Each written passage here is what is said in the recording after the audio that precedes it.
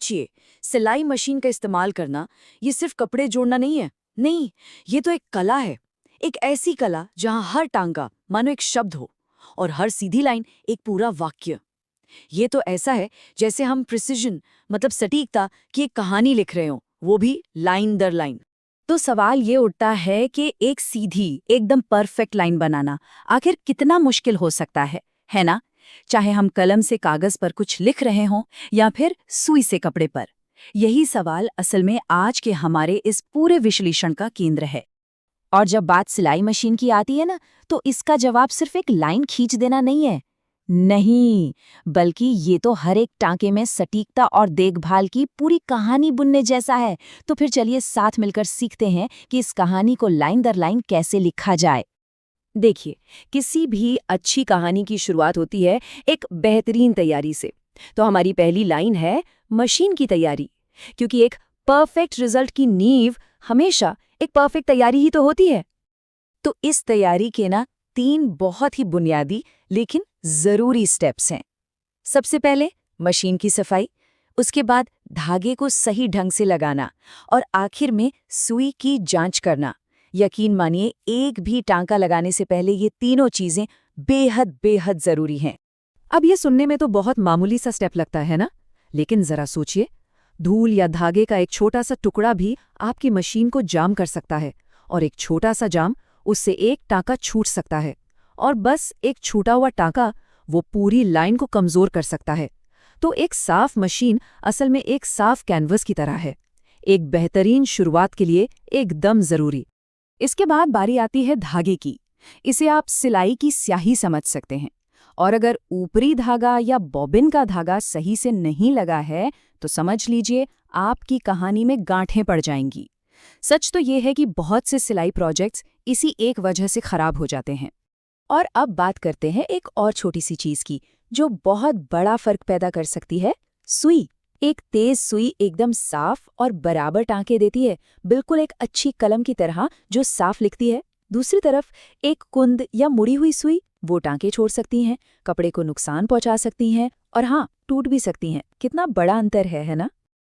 चलिए, तो तैयारी तो अब पूरी हो गई।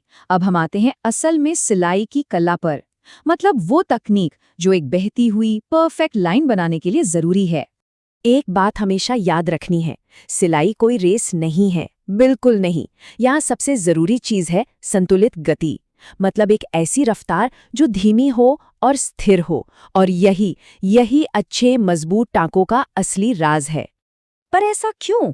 क्यों धीमी और स्थिर गति जरूरी है? क्योंकि अगर मशीन को बहुत तेज चलाया गया तो धागा टूट सकता है या फिर टांका ही खराब हो सकता है। ये बिल्कुल वैसा ही है जैसे हम जल्दी जल्दी में कुछ लिखें तो हमारी हैंडराइटिंग खराब हो जाती है।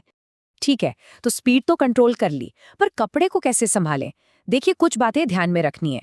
पहली, हाथों को सुई से हमेशा दूर रखें। दूसरी, कपड़े को बस धीरे धीरे आगे की तरफ गाइड करें। और सबसे जरूरी बात, कपड़े को जोर से खींचना नहीं है, बिल्कुल नहीं। मशीन को अपना काम करने दीजिए। और मान लीजिए अगर कपड़े को जबरदस्ती खींचा गया तो क्या होगा? नतीजा बहुत सीधा है, सुई टूट सकती है। ये एक सिंपल सा एक्शन रिएक्शन है जो हमें बताता है कि कंट्रोल कितना जरूरी है। तो अब हम आते हैं अपने आखिरी लेकिन बहुत जरूरी हिस्से पर। ये है मशीन का रख रखाव, मतलब वो देखभाल जो ये पक्का करेगी कि हमारी मशीन आने वाले कई सालों तक ऐसी ही परफेक्ट लाइनें बनाती रहे।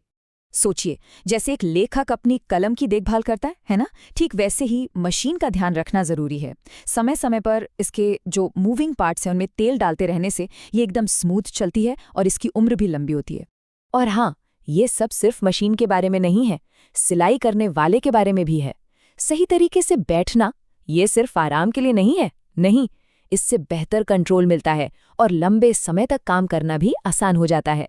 ये असल में कलाकार और उसके टूल के बीच एक तालमेल है।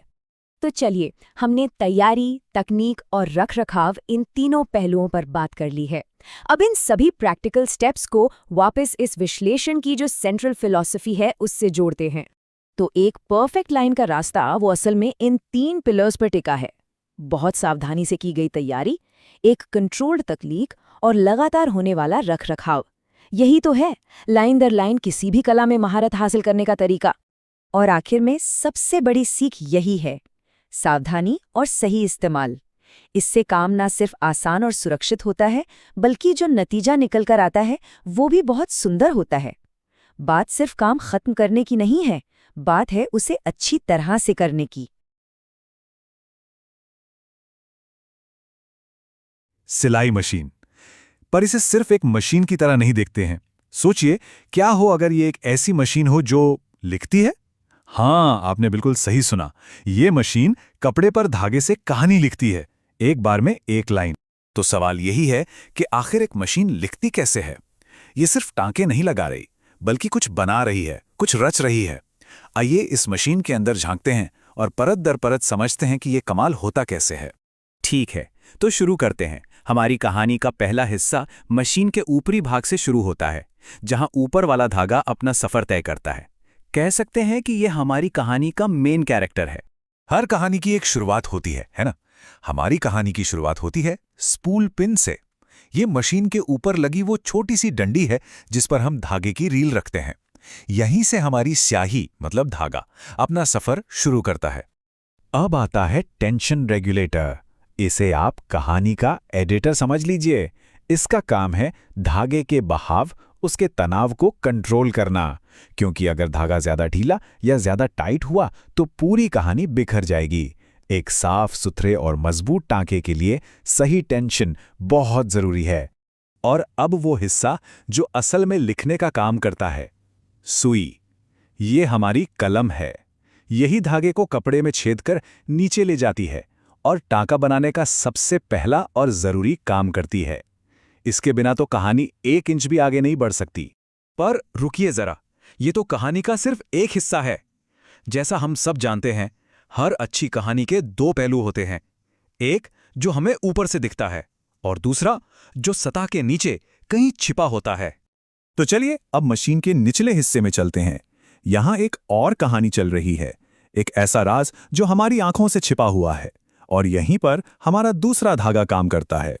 तो अब हमारे पास 2 धागे हैं, ऊपरी धागा जो हमें दिख रहा है और निचला धागा जो नीचे से आता है। एक मजबूत टांका बनाने के लिए इन दोनों कहानियों का मिलना बहुत जरूरी है, बिल्कुल वैसे ही जैसे 2 अलग अलग नजरिए मिलकर एक पूरी तस्वीर बनाते हैं। नीचे की इस छिपी हुई कहानी का हीरो है बॉबिन। ये धागे की एक छोटी सी रील होती है जो मशीन के निचले हिस्से में फिट होती है, और टांके के लिए दूसरा यानी नीचे वाला धागा सप्लाई करती है। और इस बॉबिन को सही जगह पर कौन थामे रखता है? वो है बॉबिन केस। ये बॉबिन का घर है जो उसे अपनी जगह पर रखता है, ताकि जब ऊपर से सुई आए तो बॉबिन अपना धागा सही वक्त पर दे सके। ये इस सीक्रेट ऑपरेशन का गार्डियन है। और अब आता है कहानी का सबसे रोमांचक पल, क्लाइमैक्स। वो पल जब ऊपरी और निचली कहानी मिलती है और एक मजबूत लॉक स्टिच का जन्म होता है। तो ये जादू होता कैसे है, ध्यान से समझिए। स्टेप 1, सुई ऊपर से धागा लेकर कपड़े को पार करके नीचे जाती है। स्टेप 2, जैसे ही सुई वापस ऊपर उठना शुरू करती है, ये धागे का एक छोटा सा फंदा एक लूप बना देती है, और यहीं से असली खेल शुरू होता है। स्टेप 3, नीचे एक हुक इस लूप को पकड़ता है और उसे बॉबिन से आ रहे धागे के चारों ओर घुमा देता है। और आखिर में स्टेप 4, सुई धागे को ऊपर खींचती है और दोनों धागे कस जाते हैं, कपड़े के ठीक बीच में एक दूसरे को लॉक कर देते हैं, और बस एक परफेक्ट लॉक स्टिच तैयार है। तो याद रखने वाली सबसे जरूरी बात है ये नंबर 2। सिलाई मशीन का हर एक टांका इन 2 धागों के मिलने से ही बनता है। एक अकेला धागा कभी इतनी मजबूत सिलाई कर ही नहीं सकता। अच्छा, एक टांका तो बन गया, लेकिन एक पूरी लाइन, एक पूरी सीम कैसे लिखी जाती है? इसके लिए कहानी में कुछ और किरदार भी शामिल होते हैं। चलिए देखते हैं कि ये पूरी लाइन बनती कैसे है। ये एक बेहतरीन टीम वर्क है। प्रेशर फुट, जो एक छोटे से पैर जैसा दिखता है, वो कपड़े को यानी हमारे पन्ने को दबाकर स्थिर रखता है। उसके ठीक नीचे फीड डॉग नाम का दांतेदार हिस्सा कपड़े को धीरे धीरे आगे खिसकाता है, मतलब पन्ना पलटता है। और हैंड व्हील या पैडल से हम लिखने की स्पीड कंट्रोल करते हैं। मतलब प्रेशर फुट पन्ने को पकड़ता है, फीड डॉग पन्ने को आगे बढ़ाता है और पैडल लिखने की रफ्तार तय करता है। ये सब मिलकर पक्का करते हैं कि टांके एक सीधी और बराबर लाइन में लगे। और बस इसी तरह एक एक टांका जुड़कर एक पूरी लाइन, एक पूरी पांडुलिपि तैयार हो जाती है। ये उस सुई, उन दो धागों और मशीन के सभी हिस्सों के एक साथ काम करने की कहानी है। ये बात बिल्कुल सच है। सिलाई मशीन की असली खूबसूरती इसी में है कि इसके सारे हिस्से, चाहे वो कितने ही छोटे या बड़े क्यों ना हों, एक ही मकसद के लिए इतने परफेक्ट तालमेल से काम करते हैं। तो इससे हम ये सीखते हैं कि जब हम अलग अलग हिस्सों के काम को समझते हैं, तभी हमें पूरे सिस्टम की ब्रिलियंस का एहसास होता है। सिलाई मशीन एक ऐसा टूल जो कई घरों में क्रिएटिविटी और जरूरत का दूसरा नाम है, लेकिन इसे हमेशा अपना बेस्ट देने के लिए कैसे तैयार रखें? चलिए आज इसकी देखभाल से जुड़े कुछ आसान राज समझते हैं। कभी कभी ऐसा होता है ना कि अपनी सिलाई मशीन एकदम से नाराज हो जाती है, धागा तोड़ने लगती है, कपड़ा फंसा लेती है, या सिलाई सीधी आती नहीं। असल में ये छोटी छोटी परेशानियां अक्सर एक ही तरफ इशारा करती हैं कि मशीन को अब थोड़ी देखभाल की जरूरत है। देखिए, ये एक सीधी सादी डील है। मशीन को थोड़ा प्यार दीजिए और बदले में वो सालों साल तक एकदम साफ और मजबूत सिलाई देगी। मतलब अच्छी देखभाल ही शानदार नतीजों की गारंटी है। तो चलिए इस पूरे काम को 4 आसान हिस्सों में समझते हैं। सबसे पहले, ये देखभाल जरूरी ही क्यों है? फिर वो कौन सी आदतें हैं जो रोज काम आएंगी? किन बातों का ध्यान रखना है? और आखिर में इस सब मेहनत का इनाम क्या मिलेगा? तो सबसे पहले ये समझना जरूरी है कि देखभाल असल में इतनी मायने क्यों रखती है। ये सिर्फ मशीन की उम्र बढ़ाने के बारे में नहीं है, बल्कि ये हर एक सिलाई को परफेक्ट बनाने की पहली सीढ़ी है। तो जब हम कहते हैं देखभाल, तो इसका मतलब क्या है? अरे बस कुछ आसान सी आदतें हैं, जैसे सफाई करना, तेल लगाना और सही तरीके से इस्तेमाल करना। इसे एक रूटीन चेकअप की तरह समझिए जो मशीन को हमेशा अपनी टॉप परफॉर्मेंस पर रखता है। अच्छा, अब आते हैं सबसे जरूरी हिस्से पर। वो कौन सी आदतें हैं जिन्हें हमें नियमित रूप से अपनाना चाहिए? असल में ये सिर्फ 3 आसान कामों का खेल है। मशीन की देखभाल के ये 3 सुनहरे नियम हैं जिन्हें याद रखना बेहद आसान है। सफाई, तेल लगाना और इस्तेमाल के बाद उसे ढक कर रखना। चलिए एक एक करके इन्हें समझते हैं। तो पहला कदम सफाई। सोचिए, हर सिलाई के बाद कपड़े के छोटे छोटे रेशे और धागे के टुकड़े मशीन के अंदर जमा हो जाते हैं। अगर इन्हें ना हटाया जाए तो ये पुर्जों को जाम कर सकते हैं। तो बस एक छोटा ब्रश लीजिए और इन हिस्सों को नियमित रूप से साफ करते रहिए। अब दूसरा कदम, तेल लगाना। जैसे हमारे शरीर के जोड़ों को चिकनाई चाहिए, ठीक वैसे ही मशीन के घूमने वाले पुर्जों को भी तेल की जरूरत होती है। इससे ना घर्षण कम होता है और मशीन एकदम मक्खन की तरह चलती है। और तीसरा नियम तो सबसे आसान है। काम खत्म होने पर मशीन को ढक दीजिए। देखिए, धूल मशीन की सबसे बड़ी दुश्मन है और एक साधारण सा कवर उसे अंदरूनी हिस्सों से दूर रखने के लिए काफी है। अब देखिए, सिर्फ सफाई और तेल लगाना ही काफी नहीं है। ये भी बहुत मायने रखता है कि मशीन को चलाया कैसे जाता है। सही तरीके से इस्तेमाल करना भी देखभाल का ही एक बहुत जरूरी हिस्सा है। यहां जरा देखिए कि छोटी छोटी गलतियों का कितना बड़ा असर हो सकता है। एक टेढ़ी मेढ़ी सुई पूरी सिलाई खराब कर सकती है। गलत तरीके से धागा डाल दिया तो मशीन जैम हो सकती है, और अगर बहुत तेज चलाई तो अंदर के नाजुक पुर्जे भी टूट सकते हैं। तो हमेशा याद रखिए, सुई सीधी और तेज हो, धागा सही रास्ते पर हो और मशीन को नमी वाली जगह से दूर रखा जाए। और हाँ, अगर कोई ऐसी समस्या आ जाए जो समझ से बाहर हो, तो खुद हीरो बनने से बेहतर है कि किसी मैकेनिक से सलाह ली जाए। और शायद सबसे जरूरी सलाह यही है, मशीन के साथ कोई रेस नहीं लगानी है। एक धीमी और संतुलित गति न सिर्फ बेहतर सिलाई देती है, बल्कि मशीन के पुर्जों को बेवजह की टूट-फूट से भी बचाती है। तो इन सब आदतों से आखिर में फायदा क्या होगा? मतलब इस पूरी मेहनत का इनाम क्या है? चलिए अब वो देखते हैं। तो संदेश बिल्कुल साफ है, नियमित सफाई, सही समय पर तेल और सावधानी से इस्तेमाल। बस यही 3 आदतें हैं जो आपकी सिलाई मशीन को सालों साल भरोसे के साथ चलने लायक बनाती हैं। और यही है असली इनाम, एक ऐसी मशीन जो सालों तक आपका साथ निभाए और हर बार एकदम परफेक्ट सिलाई दे। देखभाल का सीधा असर आपके काम की क्वालिटी पर जो दिखता है। कभी सिलाई मशीन को देखकर ये सोचा है कि वो एक छोटा सा धागा आखिर जाता कहाँ है? आज हम इसी सफर को देखने वाले हैं।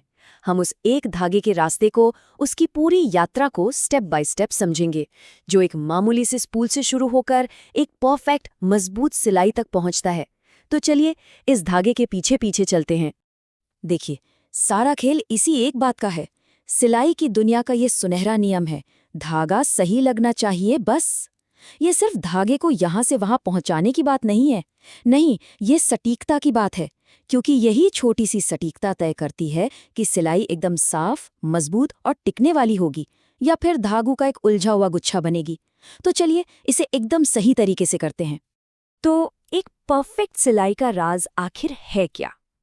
इसे एक डांस की तरह सोचिए। इसमें 2 पार्टनर होते हैं। एक है ऊपर वाला धागा जो ऊपर से नीचे आता है, और दूसरा है बॉबिन का धागा जो नीचे से ऊपर आता है। एक मजबूत और खूबसूरत सिलाई बनाने के लिए इन दोनों को एकदम ताल से ताल मिलाकर चलना होता है। हमारा काम बस ये पक्का करना है कि दोनों पार्टनर्स को अपने अपने स्टेप्स अच्छे से पता हों। ठीक है, तो चलिए कहानी के हमारे मेन कैरेक्टर से मिलते हैं। ये है ऊपर वाला धागा। इसका सफ़र मशीन में सबसे ऊपर स्पूल से शुरू होता है और ख़त्म होता है सुई की नोक पर। हम इसके हर एक मोड़ को, हर एक पड़ाव को साथ में देखेंगे ताकि ये समझ सकें कि हर स्टेप इतना ज़रूरी क्यों है। ये धागे की एक छोटी सी एडवेंचर यात्रा है, समझ लीजिए। हर महान यात्रा की शुरुआत एक कदम से होती है ना? हमारे धागे के लिए ये शुरुआत होती है स्पूल पिन से। ये इसका होम बेस है, समझ लीजिए। यहाँ से ये अपने पहले चेक पॉइंट यानी थ्रेड गाइड से गुजरता है। ये छोटा सा हुक या लूप एक तरह से इस धागे का गाइड है, जो ये पक्का करता है कि धागा शुरुआत से ही सीधे रास्ते पर रहे और उलझे नहीं। ओके, अब हम इस सफ़र के एक बहुत ही ज़रूरी हिस्से पर आ गए हैं, टेंशन डिस्क। ये 2 छोटी प्लेटें होती हैं जिनके बीच से धागा फिसलता है, और असली जादू यही होता है। ये डिस्क धागे पर ठीक उतना ही दबाव डालती हैं जितना ज़रूरी है। अगर टेंशन बहुत ढीला हुआ तो सिलाई भी ढीली ढाली होगी, और अगर बहुत ज़्यादा कस दिया तो कपड़ा ही सिकुड़ जाएगा। मतलब सब कुछ सही बैलेंस का खेल है। टेंशन डिस्क से निकलकर धागा ऊपर की तरफ टेकअप लीवर की ओर बढ़ता है। हाँ, ये वही हिस्सा है जिसे हम असल में चलते हुए देखते हैं। टेकअप लीवर एक तरह से मशीन का धड़कता हुआ दिल है। ये कोई शांत गाइड नहीं है, ये तो हर सिलाई के साथ ऊपर नीचे होता है। जब ये ऊपर जाता है तो धागे को कसता है, जिससे पिछला टांका लॉक हो जाता है, और जब ये नीचे जाता है तो सुई को अगले टांके के लिए जरूरी ढील देता है। एक लगातार लय जो सिलाई को जोड़े रखती है। और बस हम मंजिल के एकदम करीब हैं। टेकअप लीवर से ऊपर जाने के बाद धागा वापस नीचे उतरता है और सुई के ठीक ऊपर एक आखिरी गाइड से गुजरता है। ये एक तरह का फाइनल चेक है कि सब कुछ लाइन में है। और फिर ग्रैंड फिनाले, धागे को सुई के छेद में डालना, हमेशा आगे से पीछे की तरफ। लीजिए, हमारा ऊपर वाला धागा अपनी जगह पर है, अपने डांस पार्टनर से मिलने के लिए एकदम तैयार। लेकिन रुकिए, एक मजबूत सिलाई के लिए तो 2 धागे चाहिए। जहां ऊपर वाले धागे ने अपना पूरा मुश्किल रास्ता तय कर लिया है, वहीं नीचे एक और खिलाड़ी है जो अपने इशारे का इंतजार कर रहा है। तो चलिए अब अपना ध्यान बॉबिन की तरफ करते हैं। बॉबिन जो है ना, वो इस कहानी का अनसंग हीरो है। ये एक छोटी सी फिरकी होती है जिस पर धागे को बराबर लपेटा जाता है। एक बार ये तैयार हो जाए तो ये अपने छोटे से घर यानी बॉबिन केस में बैठ जाता है, जो ठीक सुई के नीचे होता है। ये नीचे से धागे की सप्लाई करने के लिए एकदम सही पोजीशन में चुपचाप एक्शन शुरू होने का इंतजार करता है। और अब आता है वो मोमेंट जहां ये सब कुछ एक साथ आता है। हमारा पास ऊपर से आने वाला धागा है और नीचे इंतजार कर रहा बॉबिन का धागा है। अब हमें इनकी मुलाकात करवानी है। ये वो जरूरी हैंडशेक है जिससे एक सिलाई का जन्म होता है। तो ये है हमारी कहानी के 2 किरदार। एक तरफ है हमारा ऊपर वाला धागा, वो एडवेंचरर जिसने ऊपर से एक लंबी घुमावदार यात्रा पूरी की है, और दूसरी तरफ है बॉबिन का धागा, हमारा छुपा हुआ हीरो जो नीचे सब्र से इंतजार कर रहा है। 2 अलग अलग सफर और एक ही मंजिल, मिलकर एक परफेक्ट सिलाई बनाना। तो ये होता कैसे है? कमाल की बात है कि ये बहुत आसान है। हम हैंड व्हील को अपनी तरफ घुमाते हैं जिससे सुई नीचे बॉबिन के इलाके में जाती है। जैसे ही सुई नीचे जाते हैं, एक छोटा सा हुक ऊपर वाले धागे के लूप को पकड़ता है और उससे बॉबिन के चारों ओर घुमा देता है। जब सुई वापस ऊपर आती है तो वो बॉबिन के धागे को भी अपने साथ ऊपर खींच लाती है ना एक खूबसूरत मैकेनिकल डांस? अब जब दोनों धागे मिल चुके हैं और सतह पर आ गए हैं, तो हम अपनी इतनी देर की मेहनत का फल देखने के लिए तैयार हैं।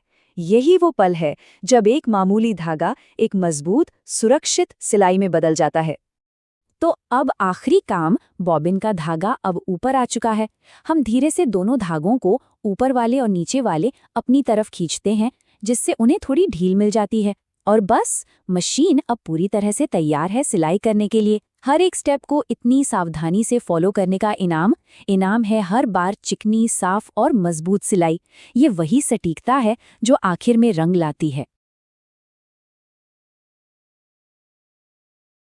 एक सिलाई मशीन कैसे काम करती है, कभी सोचा है?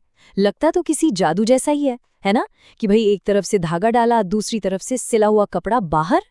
तो चलिए आज इसी जादू के पीछे की जो इंजीनियरिंग है ना, उसे समझते हैं। हम इसके एक एक पुर्जे को बिल्कुल पार्ट बाय पार्ट करीब से देखेंगे और जानेंगे कि ये सब मिलकर वो खूबसूरत सिलाई कैसे बनाते हैं। तो सवाल ये उठता है कि एक सिलाई मशीन के अंदर आखिर होता क्या है? कौन से पुर्जे हैं जो इसे इतना खास बनाते हैं? यही वो सवाल है जिसका जवाब हम आज खोजने वाले हैं। हम मशीन के अंदर झांकेंगे और जैसा कि हमारे सोर्स मटेरियल में बताया गया है, एक एक हिस्से की अहमियत को समझेंगे।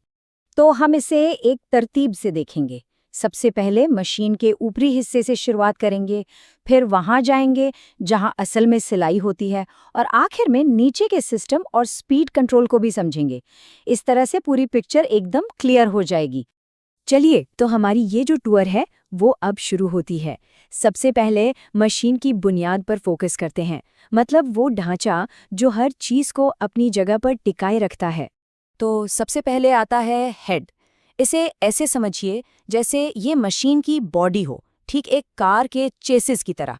यही वो मजबूत ढांचा है जो मशीन के सारे जरूरी पुर्जों को सहारा देता है, उन्हें एक साथ थामे रखता है। ठीक है, अब चलते हैं मशीन के ऊपरी हिस्से की तरफ। यहीं से धागे का पूरा सफर, उसकी पूरी जर्नी शुरू होती है, और यहीं पर मशीन का पहला कंट्रोल भी मिलता है। ये है स्पूल पिन, बिल्कुल सीधा साधा सा, लेकिन बहुत जरूरी। इसे धागे का स्टार्टिंग पॉइंट कह सकते हैं। धागे की रील यहीं पर रखी जाती है और यहीं से पूरी सिलाई की प्रोसेस के लिए धागे की सप्लाई शुरू होती है। छोटा है, पर इसके बिना तो काम ही नहीं चलेगा। अच्छा, अब आते हैं एक बहुत ही जरूरी पुर्जे पर, टेंशन रेगुलेटर। जैसा नाम से ही पता चल रहा है, ये धागे की टेंशन यानी उसके खिंचाव को कंट्रोल करता है। एक अच्छी, साफ सुथरी सिलाई के लिए सही खिंचाव होना बहुत जरूरी है। यही वो चीज़ है जो पक्का करती है कि टाँके ना तो ज्यादा ढीले हों, ना ही बहुत ज्यादा टाइट। और ये है हैंड व्हील। इसे मशीन का मैनुअल कंट्रोल भी कह सकते हैं। इसे हाथ से घुमाकर सुई को धीरे धीरे ऊपर या नीचे किया जा सकता है। ये तब बहुत काम आता है जब सिलाई किसी एक खास पॉइंट से शुरू करनी हो या रोकनी हो। चलिए, अब मशीन के बिल्कुल दिल में चलते हैं, यानी उस जगह पर जहां असली मैजिक होता है। यहीं पर ऊपर और नीचे का धागा मिलकर एक मजबूत टाँका बनाते हैं। और ये रहा इस पूरे शो का स्टार, सुई। काम बिल्कुल सिंपल है, लेकिन सबसे जरूरी भी, धागे को कपड़े के आर पार ले जाना। हर एक टाँके की शुरुआत इसी तेज नुकीले औजार से होती है। तो सवाल ये है कि इतनी जरूरी सुई को अपनी जगह पर कौन टिका कर रखता है? वो है ये सुई क्लैंप। ये एक छोटी सी पकड़ है जो ये पक्का करती है कि सुई अपनी जगह से हिले नहीं, मशीन चाहे जितनी भी तेज चले। ये है प्रेशर फुट। इसकी बनावट देखिए, ये एक स्की की तरह है जो कपड़े पर सरकता है, उसे एकदम फ्लैट और सीधा रखता है। यही वजह है कि सिलाई एकदम सीधी और एक जैसी होती है। तो इस प्रेशर फुट को कंट्रोल कैसे किया जाता है? उसके लिए है ये लीवर, प्रेशर फुट लिफ्टर। इसे ऊपर उठाते ही कपड़ा अंदर या बाहर खिसकाया जा सकता है। सिंपल लेकिन बहुत इफेक्टिव। और अब आता है एक मजेदार नाम वाला लेकिन बहुत जरूरी हिस्सा, फीड डॉग। ये जो छोटे छोटे दांत दिख रहे हैं ना, यही कपड़े को पकड़कर अपने आप आगे बढ़ाते हैं। बिल्कुल एक कन्वेयर बेल्ट की तरह काम करते हैं ताकि हर टाँका बिल्कुल बराबर दूरी पर लगे। इसे कहते हैं थ्रोट प्लेट, मतलब सिलाई के लिए हमारा स्टेज। ध्यान से देखें तो इसमें फीड डॉग के लिए स्लॉट्स बने हुए हैं। वो यहीं से ऊपर आते हैं, कपड़े को पकड़ते हैं और फिर वापस नीचे चले जाते हैं। सब कुछ एक सिंगल स्मूथ मोशन में। तो अभी तक हमने सतह पर जो कुछ भी था वो तो देख लिया, लेकिन एक टाका बनाने के लिए 2 धागों की जरूरत पड़ती है। तो चलिए अब मशीन के नीचे की जो छुपी हुई दुनिया है उसे भी एक्सप्लोर करते हैं। ये है बॉबिन, हमारे टांके का दूसरा और उतना ही जरूरी हिस्सा। ये छोटी सी रील नीचे वाले धागे को होल्ड करती है। जब सुई नीचे जाती है तो एक हुक इसी नीचे वाले धागे को पकड़कर ऊपर वाले धागे से लपेट देता है और बस बन जाता है एक मजबूत लॉक स्टिच। और ये छोटा सा बॉबिन फिट कहाँ होता है? बॉबिन केस के अंदर। ये बॉबिन को मजबूती से अपनी जगह पर रखता है और ये भी पक्का करता है कि धागा एकदम स्मूथली और सही टेंशन के साथ बाहर आए। तो हमने सारे पुर्जे तो देख लिए, लेकिन इन सबको चलाता कौन है? अब बारी है मशीन के इंजन रूम में चलने की। और आखिर में आता है ट्रैडल या पेडल। इसे अपनी गाड़ी का एक्सेलरेटर समझ लीजिए। जितना ज्यादा प्रेशर पड़ेगा मशीन उतनी ही तेज चलेगी, यानी सिलाई की स्पीड पर पूरा कंट्रोल। तो ये थी पूरी कहानी। हेड से लेकर पेडल तक हर एक हिस्से का अपना एक खास काम है, बिल्कुल एक ऑर्केस्ट्रा की तरह, जहां हर इंस्ट्रूमेंट मिलकर एक खूबसूरत धुन बनाता है। और यहाँ पर वो धुन है एक परफेक्ट टांका। जैसा कि हमारे सोर्स में भी कहा गया है, इन पुर्जों को जानना हमें कंट्रोल देता है। जब ये समझ आ जाती है कि मशीन काम कैसे करती है, तो फिर छोटी मोटी दिक्कतों को ठीक करना, इसकी अच्छी देखभाल करना और आखिरकार बेहतर सिलाई कर पाना सब कुछ आसान हो जाता है।